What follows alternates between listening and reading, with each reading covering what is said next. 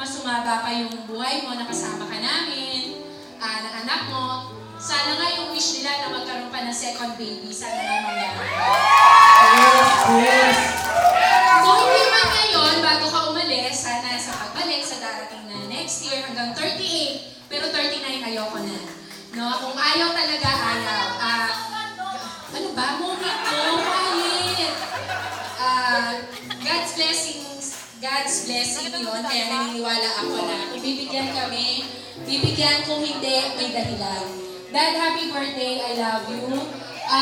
Etong birthday ko na to, hindi to magiging posible kung wala yung mga taong nasa likod nito. Siyempre, yung nagluto si Auntie Mary. Auntie Mary, maraming salamat sa'yo.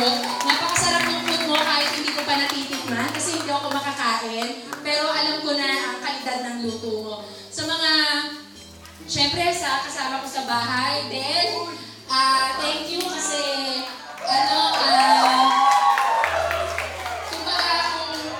kung wala si Richie, tayo ang partner, ikaw yung talagang ever na maaasahan ko. Siyempre kay Kelly, no?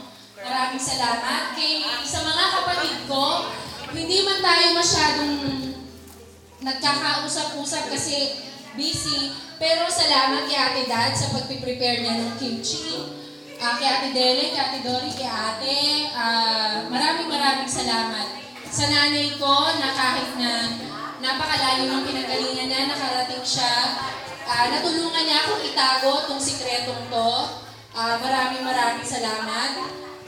Sa mga pamangkin ko na nandito ngayon, thank you very much. Sa mga kapanalig, thank you very much. Kay Cheryl, syempre, special mention si Cheryl. Kami yung nagte-tense kanina kasi siya nga yung nag-aano nito. Tapos sa inyo, guys, Bert, sa mga kabata ni Bert, thank you, Badini, Teacher Allen, kahit na mababa si Maymay sa... Hindi na mo po sa bakasuhan, mababa sa MSET. Joke lang. Okay lang.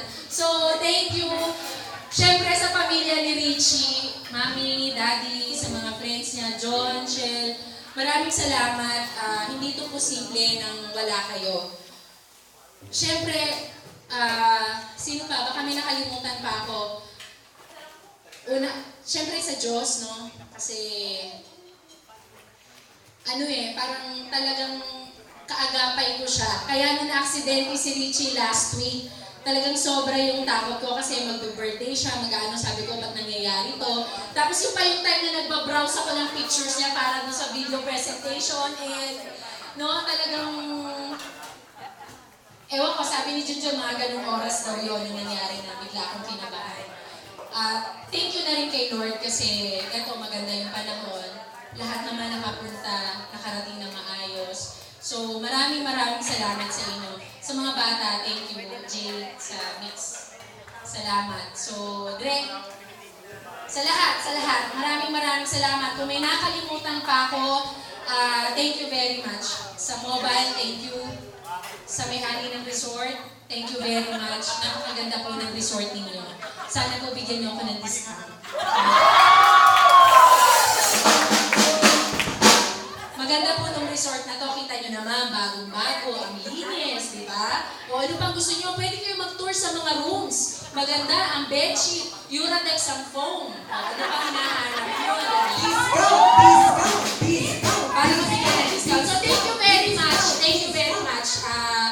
Alam ko hindi makakalimutan ni Richie itong gabi ito. I love you, Dad. Yes!